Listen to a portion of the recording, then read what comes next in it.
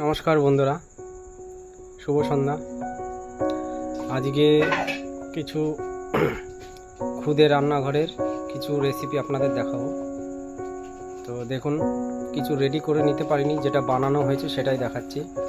দেখুন, এটা হচ্ছে ডিমের কালিয়া, হাঁসের ডিমের কালিয়া, যেটা রান্না করে রাখলাম। দেখুন দেখতে কেমন হয়েছে বলুন। এরপরে আপনাদের দেখাবো হলুদ পোলাও। হলুদ পোলাও কীভাবে বানাতে হয় সেকেন্ডের ভিডিওতে দেখাবো। আজকে ওটা বানানো হয়ে গেছে অলরেডি।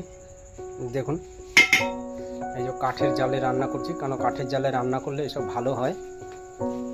ওই যে দেখতে পাবেন না, হয়তো আগুনটা একটু জোরে হয়ে গেছে।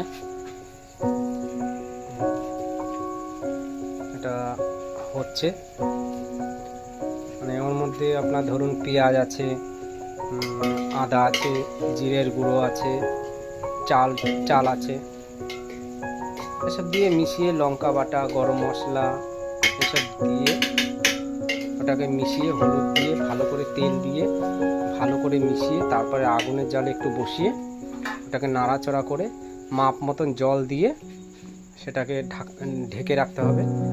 10-15 মিনিট হয়ে যাওয়ার পরে জলটা টেনে যাবে, স্বাদ মতন নুন দেওয়া হচ্ছে। জলটা টেনে গেলে পরে আগুনটা আস্তে করে দিতে হবে। আস্তে আস্তে যখন হয়ে যাবে তখন সেটাকে নাবিয়ে পরিবেশন করলেই হয়ে যাবে। আগুনের জানে করলে এগুলো ভালো হয়, খেতে স্বাদ হয়।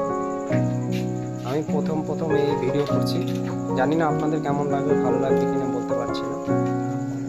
যদি ভালো লেগে থাকে লাইক কমেন্ট করে একটু শেয়ার করে জানাবেন।